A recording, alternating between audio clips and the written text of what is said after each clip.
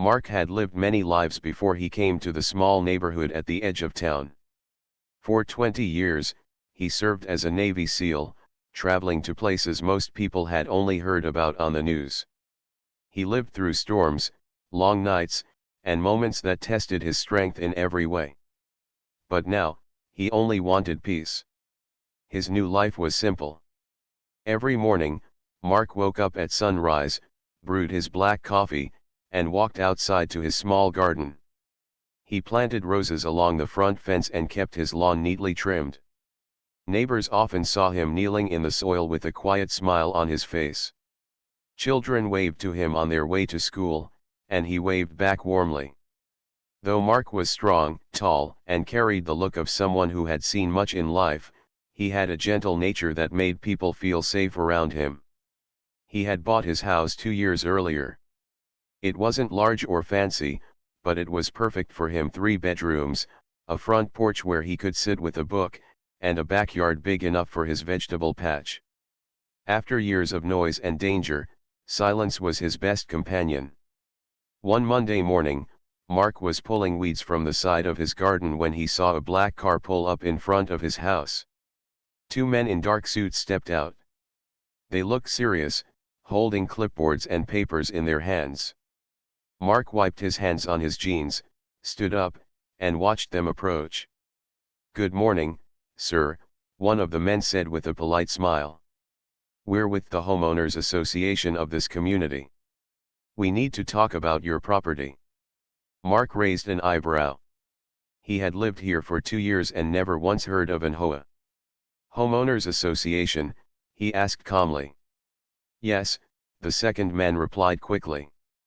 "There are certain rules in this neighborhood, and we've noticed some violations on your property. Unfortunately, you also have unpaid fines. If these aren't resolved soon, the association may need to take stronger action, including seizing your house." The words were spoken firmly, but Mark stayed steady. His years of training had taught him never to react too quickly. He simply studied the 2 men. They were dressed sharply, but something about them seemed off. Their ties were slightly loose, their shoes dusty, and the papers they held had no official stamps or logos. "I see," Mark said slowly. "Why don't you show me the documents with the details?" The first man hesitated for a second, then handed over a sheet of paper. Mark took it, scanned it carefully, and noticed it was nothing more than a typed page with vague words like violation and non-compliance. No signatures. No address of an official office. "This doesn't look very official," Mark said, his tone even.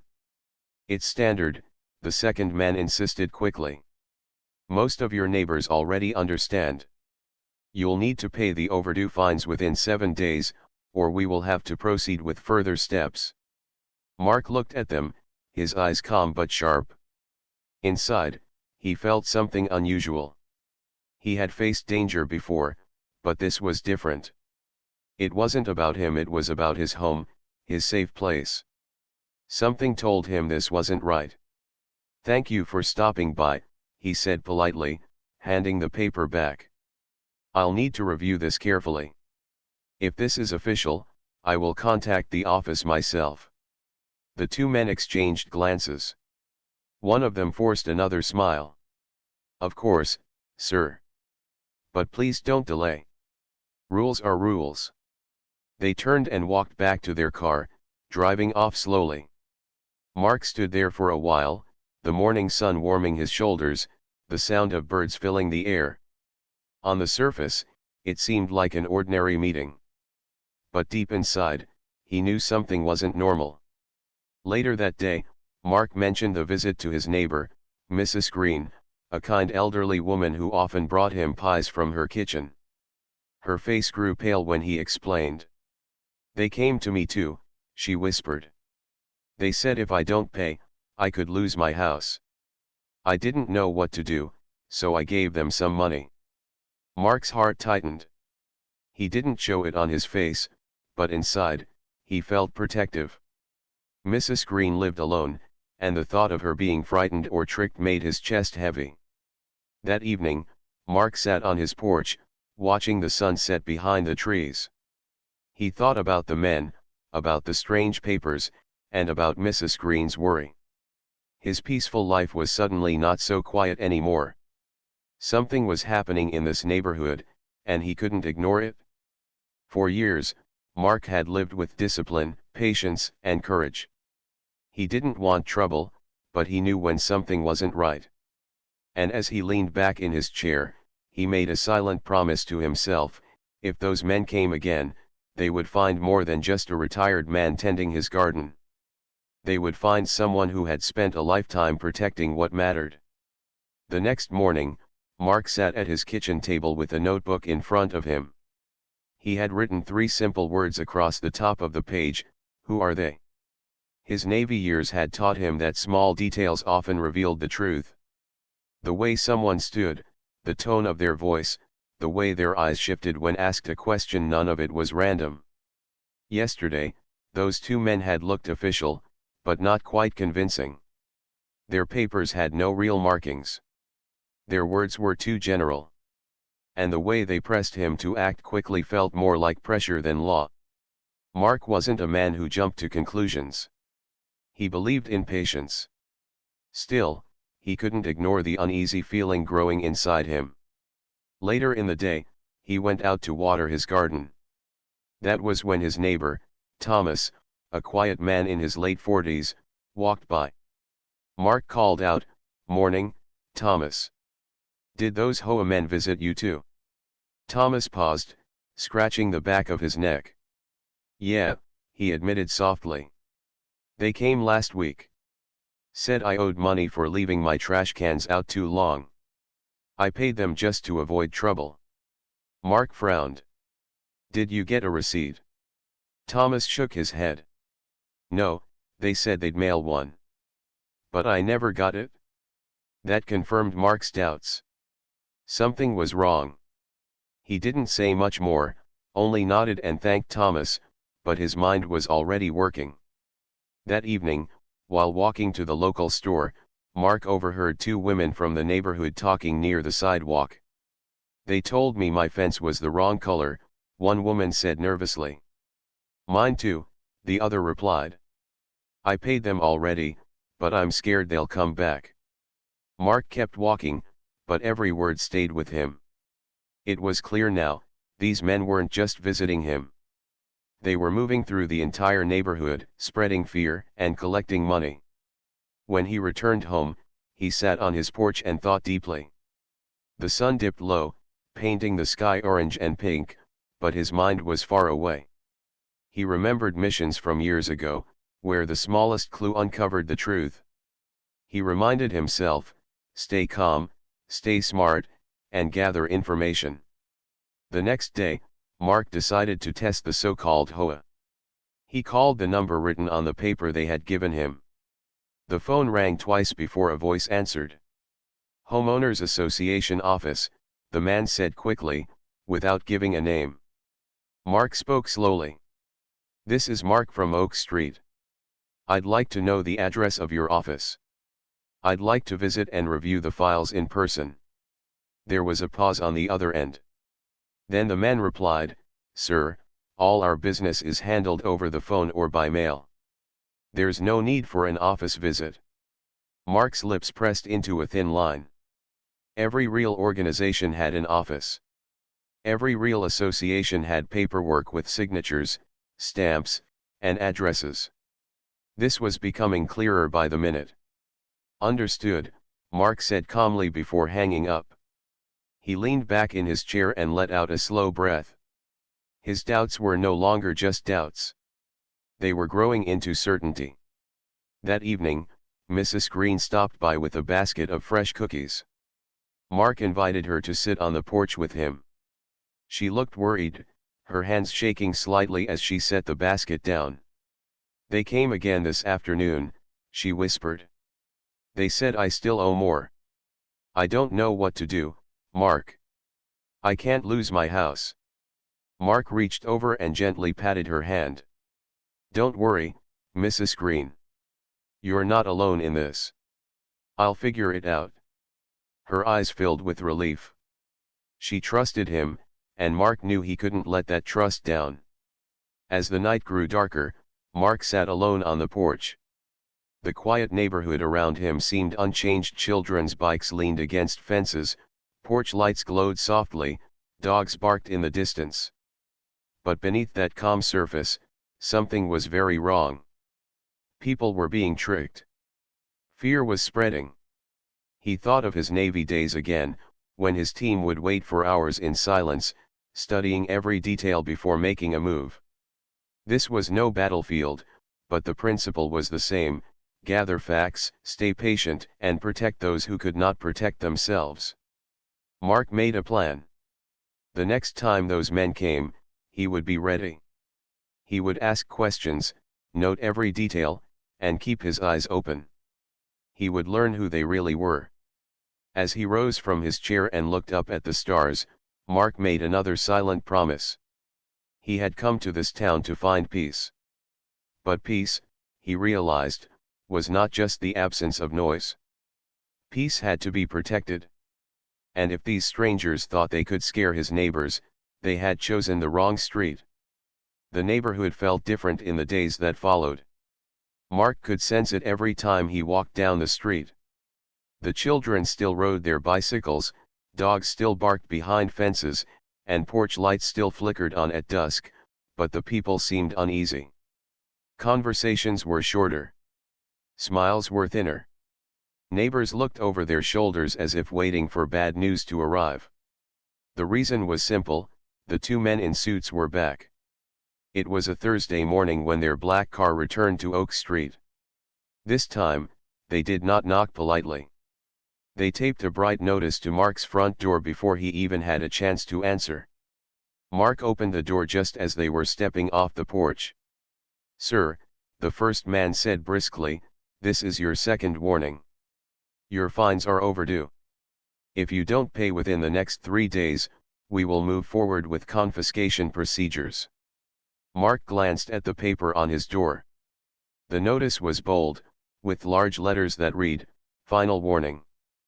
But again, there were no signatures, no legal stamps, no office address. It looked more like something printed at home than an official document.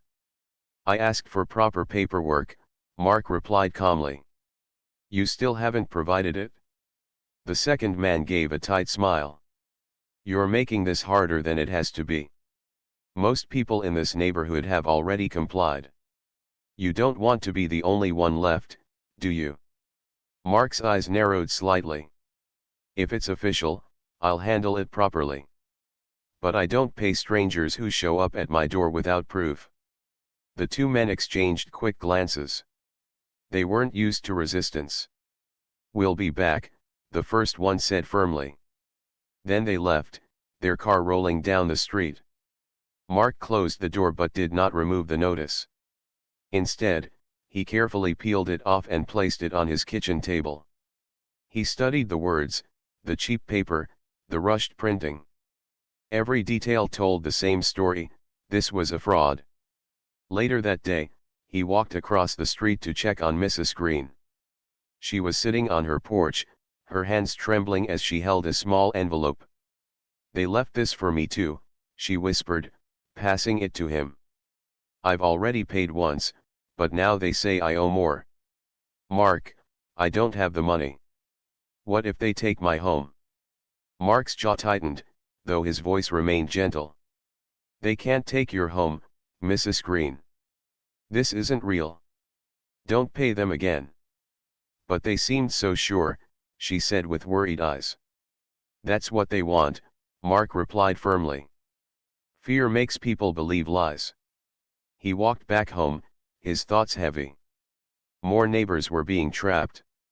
Some had already paid, others were preparing to, and fear was spreading like wildfire. Mark knew that if the pressure continued, the whole neighborhood would give in. The next morning, Mark decided to gather more information. He watched quietly from his porch as the black car stopped 2 houses down. The men got out, clipped another notice to the door, and spoke sharply to the owner, Mr. Lewis, who looked nervous and kept nodding. Mark wrote down the time, the license plate, and every detail he could see. The men moved from house to house, each time leaving fear behind them. When they drove away, Mark stepped off his porch and walked to Mr. Lewis. "They told me I'll lose my home if I don't pay," Mr. Lewis said shakily. "I can't afford another fight. My wife is sick, and I don't want more trouble." Mark placed a steady hand on his neighbor's shoulder. "You're not alone in this. Don't give them another penny. We'll find the truth." That evening, Mark sat at his desk, the fake notice in front of him and a fresh notebook open. He listed every house he had seen them visit, every neighbor's story, and the license plate of their car. His training came back naturally: organize, record, prepare. As night settled in, Mark looked out his window. The street was quiet, but the quiet felt fragile, like glass that could shatter at any moment. He knew the men would return, and when they did, they would try to increase the pressure. But he also knew something else: they had underestimated the people of Oak Street. More importantly, they had underestimated him. Mark had once lived a life where he faced storms on the open sea, where he carried out missions that required patience, courage, and focus. Compared to that, two men with cheap papers and empty threats were not nearly as strong as they appeared. Still, he reminded himself, this wasn't just about him. This was about protecting the elderly woman who baked him pies, the quiet man who struggled to make ends meet, and the families who only wanted a safe place to raise their children. He leaned back in his chair and whispered to himself, "They can push all they want, but this street is stronger than fear." The pressure was growing. The men would be back again, perhaps louder and more demanding than before. But Mark was ready. He would not let them break the spirit of his neighborhood. He would not let them turn fear into defeat. For now, he would watch, listen, and prepare. Because when the time came, he would stand not just as one man, but as the shield for his entire community. Mark had always believed that strength was not only in muscle but also in patience and clear thinking. When he faced storms at sea or long missions far from home, he learned the value of gathering information before making a move. Now, those lessons were guiding him again. The notices on his table, the fearful whispers of neighbors, and the black car that circled the street were all pieces of a puzzle. Mark knew if he wanted to protect his community, he had to solve that puzzle quietly. The first step was simple: find out if the HOA was real. Early one morning, Mark drove to the city office. He carried the fake notice with him, folded neatly in his pocket. When he reached the clerk's desk, he asked politely, "Can you please confirm if there is a registered homeowners association for Oak Street?" The clerk tapped on her computer, checked some files, and shook her head. "No, sir. There's no HOA registered for that neighborhood. If anyone claims otherwise, it's not official." Mark thanked her and walked out, his suspicion now confirmed. There was no HOA. Whoever those men were, they were imposters.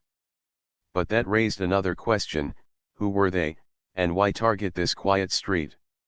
On his way back, Mark passed by the local library. He decided to stop and use the public computers.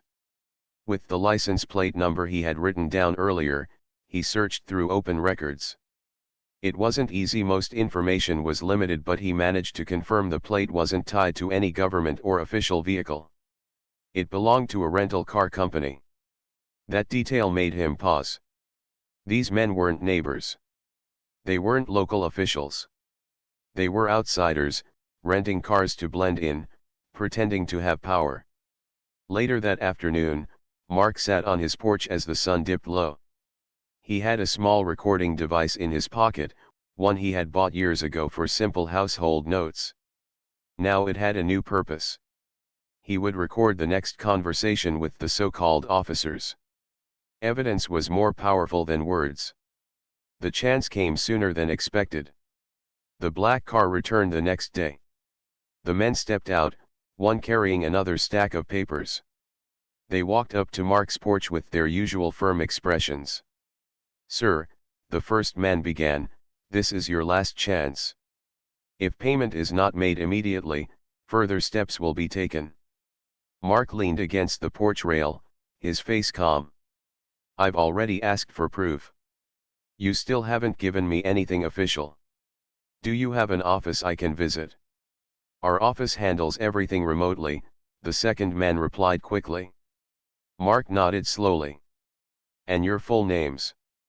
The men hesitated. The first finally said, we're not required to give personal details. Everything is handled through the association. Mark slipped his hand into his pocket, pressing the small recorder. Their vague answers, their refusal to show proof every word was being saved. I'll consider what you've said, Mark told them. But unless you bring official documents, I won't act. The men frowned, clearly frustrated. We'll be back, one muttered before they returned to their car. As the vehicle pulled away, Mark exhaled. His plan was working. The more they spoke, the more they revealed. That evening, he walked over to speak with a few neighbors. He gathered them quietly, one by one, in his backyard. Mrs. Green came, along with Thomas and Mr. Lewis. They sat in lawn chairs, their faces tired and anxious. Mark spoke gently but firmly. I've confirmed there is no HOA here.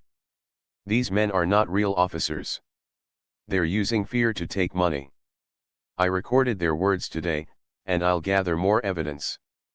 But you must not give them anything else. Mrs. Green sighed with relief. Thomas looked both surprised and hopeful. Mr. Lewis clenched his fists, frustrated that he had almost been fooled. So what do we do now? Thomas asked. We stay calm, Mark replied. We don't argue with them, but we don't pay them either. And every time they show up, we gather proof. Once we have enough, the authorities will handle it. The neighbors nodded. For the first time in weeks, they felt less alone. That night, Mark couldn't sleep right away. He sat by the window, watching the quiet street under the soft glow of the lamp posts. His mind was alert, sharp, and steady. The imposters thought they were clever, but they didn't realize someone was watching closely, collecting every detail. Mark knew the path ahead would not be quick. The men would return, louder and more demanding. But he also knew he had time, skill, and the trust of his neighbors. Quiet investigation was his strength, and he was prepared to use it. As he finally turned off the light and lay down to rest, one thought gave him comfort: the imposters believed they were in control. They didn't know a retired Navy SEAL was building a case against them patiently, silently, and with a steady heart. The neighborhood had been silent for too long. People avoided eye contact, closed their doors quickly, and carried the weight of worry in their steps. Mark could feel it every time he walked outside. Fear was spreading faster than truth, and that was exactly what the imposters wanted. But Mark was done waiting. He knew it was time to bring everyone together. On a cool Saturday evening, he knocked on doors up and down Oak Street. Come to my backyard at 7, he told his neighbors. We need to talk. At first, people were hesitant. Some were afraid the imposters might notice. Others felt ashamed for having paid money already. But Mark's calm, steady tone gave them courage. By the time the clock struck 7, more than a dozen neighbors had gathered in his backyard. Lawn chairs, benches, and even a few blankets on the grass filled the space. Mrs. Green sat near the front, her hands folded tightly. Thomas stood with his arms crossed, worry clear on his face. Families huddled together, waiting for Mark to speak. Mark stood in front of them, his posture straight but his voice gentle. Thank you for coming. I know you're all tired of what's been happening. The men in suits have made you believe you could lose your homes. They've taken your money, your peace, and your trust. But tonight, I want you to hear the truth. The crowd leaned forward. I went to the city office, Mark continued. There is no HOA here. None. What those men are doing is fraud. They are not officers. They are not legal. They are outsiders who saw a chance to scare us and take advantage. A murmur ran through the group. Mrs. Green covered her mouth in surprise. Thomas whispered, "I knew something felt wrong." Mark raised his hand for quiet. "I've been collecting evidence. I recorded our conversations. I wrote down their license plate. I have proof that what they're doing is fake. But here's the important part, they only win if we stay silent. They only win if we give them money because of fear. If we stand together, they lose their power." The neighbors looked at each other. For weeks, each had thought they were alone in their struggle. Now they realized they were part of something larger. Mr. Lewis, whose wife had been ill, spoke up. "So what do we do, Mark?" "They said they'll be back." "We don't fight them with anger," Mark said firmly. "We stay calm, but we don't give in. The next time they come, we face them together. They need to see the street is united. And while we stand firm, I'll hand over the evidence to the proper authorities. They won't get away with this." Mrs. Green's voice trembled. "But what if they get louder? What if they try harder?" Mark turned to her, his expression kind but strong. "Then we stay stronger. Fear only works when it's alone. But together, fear has no place here." Silence followed his words, but it wasn't the silence of fear, it was the silence of people finding courage. Slowly, one by one, heads began to nod. "You're right," Thomas said. "I won't pay them another dime." "Me neither," another neighbor added. "They can't scare us if we all refuse," said a woman from the back. The air seemed lighter now, the weight lifting. Mark felt a quiet pride. He had spent years leading teams into difficult missions, but this guiding ordinary people to find their strength felt just as important. As the meeting ended, neighbors shook hands, exchanged numbers, and promised to watch out for each other. Some even smiled for the first time in weeks. Mrs. Green hugged Mark gently before leaving. "You gave us hope," she whispered. When the backyard finally grew quiet again, Mark sat on his porch, looking up at the stars. He felt tired, but not weary. Tonight had been a turning point. His neighbors no longer felt helpless. They had a plan, and more importantly, they had each other. The next day, the black car returned. The two men in suits stepped out, carrying their usual papers. They walked toward Mark's house, expecting another easy visit. But this time, they didn't find just one man on the porch. They found an entire group of neighbors waiting. Families stood together, shoulders squared. Thomas stood beside Mark. Mrs. Green was there too, her chin lifted with new courage. The imposters paused, clearly surprised. Mark stepped forward. "We've heard your claims," he said evenly. "We've asked for proof. You've given none. This neighborhood knows the truth now. You have no authority here." The first man's smile faltered. "You're making a mistake." "You don't understand." "No," Mark interrupted, his voice calm but firm. "We understand very well. And we're not afraid anymore." The neighbors murmured in agreement, their voices rising in unity. The imposters shifted uncomfortably, realizing their plan was slipping away.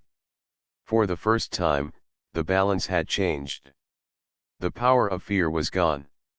In its place stood courage, carried by ordinary people who chose to believe in each other. And at the center of it all stood Mark, a retired Navy SEAL who had once fought battles across the seas, but now fought for the peace of his small street. The air on Oak Street felt different that morning. The neighbors had stood together the day before, and their courage lingered like a shield over the entire block. Children played more freely, people waved to each other again, and for the first time in weeks, there was laughter. But Mark knew the men in suits weren't finished. People like that didn't give up easily. They relied on fear, and fear never left without a fight. He prepared quietly. The recorder was ready. His notes were organized. And most importantly, the neighbors were alert. They promised to keep watch and not face the imposters alone. By mid-afternoon, the black car returned. It rolled slowly onto the street, its engine humming like a warning.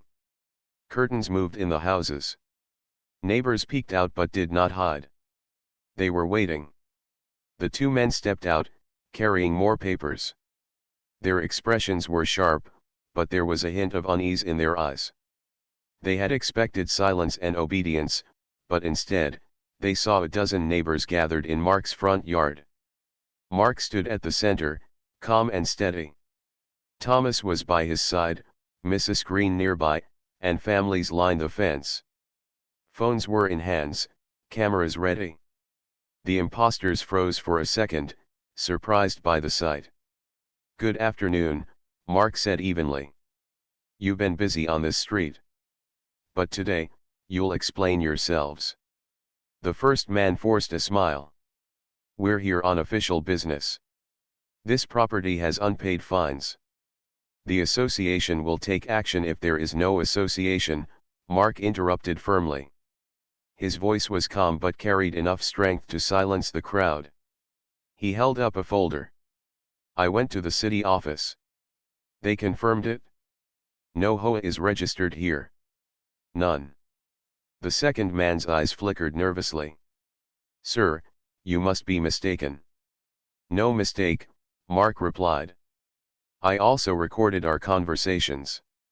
Every vague answer, every refusal to give names, every threat. It's all here." He tapped the folder. "And every neighbor you visited is standing here today, ready to tell the truth." The imposters shifted, their confident masks slipping. The crowd began to murmur, their voices steady and bold. Phones were raised higher, recording every moment. "You told me I would lose my home," Mrs. Green said loudly, her voice trembling but strong. "You scared me into paying you money I didn't have. But it was a lie." "And me," Thomas added. "You said I broke rules that don't exist. You tricked us." The imposters glanced at each other. Their sharp expressions were fading into frustration. They were surrounded not by anger, but by unity. Mark took a step closer. His voice was low but clear. "This neighborhood is not afraid of you anymore. We know the truth. And the police will know it too." As if on cue, a patrol car turned onto the street. Mark had filed his report earlier, and with the evidence he provided, the authorities were ready to step in. The timing could not have been better. The imposters stiffened. For the first time, they realized they had no control here. The power they once held with fake notices and harsh words was gone. The officer stepped out of the patrol car, hand resting on his belt. "What's going on here?" he asked. Mark spoke calmly. "Officer, these men have been posing as HOA officers. They've taken money from several residents under false claims. I have recordings, documents, and witnesses." The neighbors nodded, voices rising in agreement. "Yes. They lied to us. They tricked us." The imposters tried to argue, but their words were drowned out by the steady voices of the community. The officer listened carefully, then asked to see the folder Mark had prepared. He flipped through the notes and recordings, his expression serious. Finally, the officer turned to the two men. "Gentlemen, I think you need to come with me for some questions." The imposters protested weakly, but the officer guided them toward the patrol car. The crowd stood silently, watching as the men who had once brought fear were now the ones cornered. When the car drove away, a heavy weight lifted from Oak Street. Neighbors exhaled in relief. Some clapped softly. Others hugged. Mrs. Green wiped tears from her eyes, whispering, "It's over." Mark looked around at the faces of his neighbors. They weren't just relieved, they were stronger. They had learned that fear had no power when people stood together. Thomas placed a hand on Mark's shoulder. "You did this," he said gratefully. Mark shook his head. "We did this. together.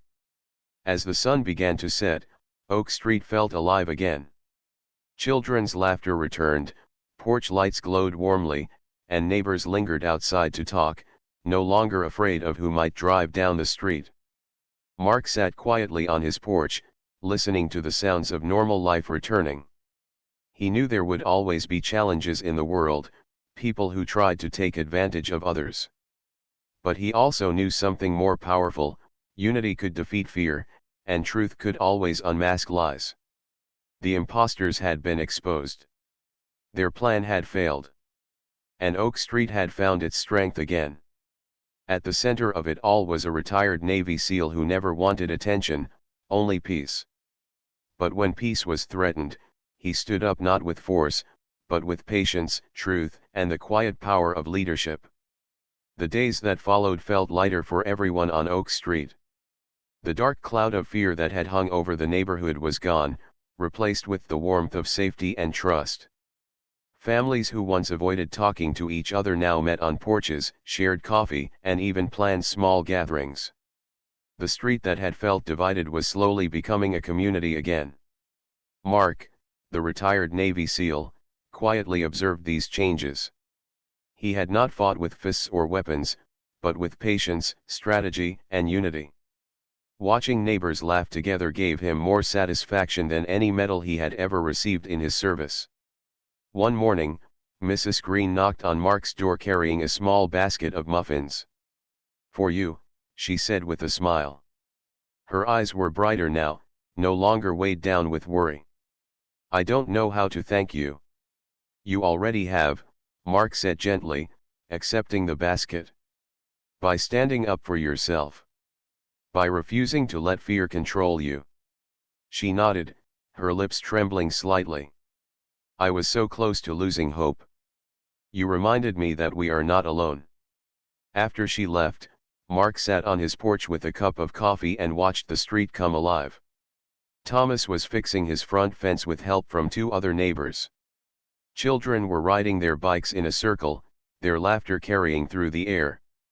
For the first time since moving there, Mark truly felt he belonged. The imposters had been taken in for questioning, and though the legal process would take time, the neighbors felt safer knowing the truth was exposed. The police had praised Mark for collecting evidence carefully and not taking matters into his own hands. But Mark knew it wasn't about him, it was about everyone realizing their own strength. He had been the spark, but the fire of courage had spread through the entire street. One evening, Thomas suggested a neighborhood dinner. "We should celebrate," he said. "Not just because those men are gone, but because we didn't let them win." The idea spread quickly. Families brought tables and chairs into the middle of the street. Dishes of all kinds appeared: homemade bread, casseroles, pies, roasted chicken, and bowls of fresh fruit. Someone hung string lights across the trees, and soon Oak Street glowed like a festival. Mark stood back at first, content to watch. He wasn't used to being the center of attention. But when the neighbors noticed him, they called out together, "Mark, come join us." He finally walked over, greeted with warm smiles and pats on the back. Plates were filled, stories were shared, and laughter filled the air. For hours, the street felt less like a group of houses and more like a family gathering. At one point, Thomas stood up and raised his glass of lemonade. "To Mark," he said. "Our neighbor, our friend, and the man who reminded us what it means to stand together." Everyone clapped, and Mark felt a warmth in his chest he couldn't describe. He lifted his glass, his voice steady but humble. "To all of you. Because one person can't build a community alone. We did this together." The cheer that followed was filled with joy. Later that night, as the lights twinkled and people slowly returned to their homes, Mark lingered on his porch. The quiet hum of crickets filled the air. He thought about his years of service, the battles he had faced, and the challenges of adjusting to civilian life. He realized something important: Oak Street was not just a place to live. It was his new mission. His new purpose. Not to fight wars, but to protect peace. Not to stand alone, but to stand with others. He knew the world would always have people who tried to take advantage of others. But he also knew that when ordinary people found the courage to unite, no scheme could break them. The impostors had come with lies and threats. But truth, patience, and unity had defeated them.